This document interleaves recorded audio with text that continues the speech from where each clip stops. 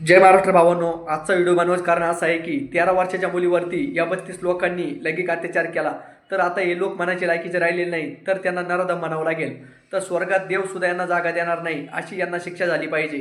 तर या नराधमांना कोणती शिक्षा द्यायला पाहिजे? तर ही पीडित मुलगी आज आपल्यामध्ये राहिलेली नाही, तर तिला न्याय देण्यासाठी आपण कोणता न्याय द्याल?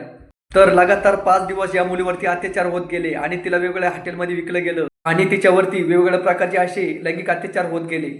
तर मोदी साहेबांनी एकच सांगणं आहे की मोदी साहेब 70 वर्षाची म्हातारी सुद्धा सुरक्षित राहिलेली नाही, तर 13 वर्षाची मुलगी काय सुरक्षित राहणार आहे? तर तिला सुरक्षितता मिळवण्यासाठी तुम्ही कोणता न्याय द्याल आणि तर अशा नराधमांना कोणती शिक्षा द्यायला पाहिजे? तर तुम्ही आम्हाला कमेंट बॉक्समध्ये कमेंट करून नक्की सांगा. तर प्रत्येक पालकांना माझं एकच सांगणं आहे, अशा नराधमापासून जर तुमच्या मुलीला जर वाचवायचं असेल तर तुम्ही आपल्या मुलीकडे जास्त लक्ष दिलं पाहिजे. तर आपली मुलगी काय करते, कोणासोबत बोलते, कोणासंग जास्त कॉन्टॅक्ट करते, ही सगळी माहिती आपण पूर्णपणे आपल्या मुलीला विचारली पाहिजे. तेव्हा तुमची मुलगी ही सुरक्षित राहील, नाहीतर तुमची मुलगी ही सुरक्षित राहणार नाही, ही तुम्ही कायम लक्षात ठेवा.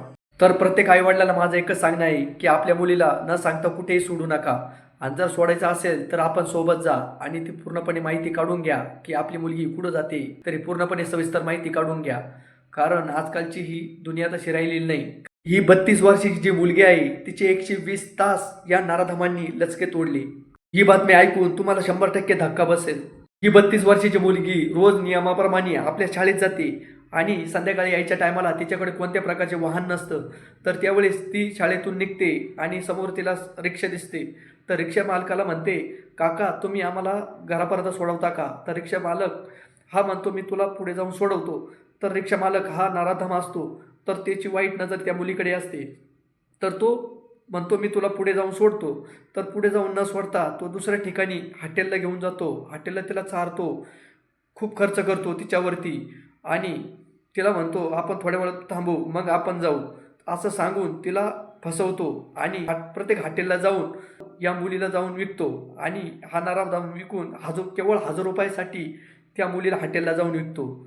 तर लाज वाटली पाहिजे ह्या नराधम हरामखोराला. तर यांनी अशा मुलीवरती बलात्कार केला, तर तुझ्या घरी कुणी आईवडील आहे की नाही, तर तू नक्की त्याचा विचार कर.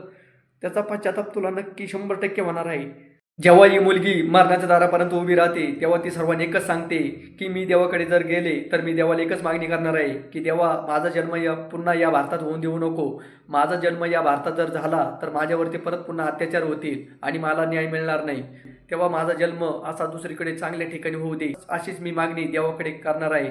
आणि तिने शेवटचा अखेरचा श्वास सोडला आणि तिनं अखेरचा सर्वांना निरोप दिला आणि ती सर्वांना सगळ्यांना सोडून गेली.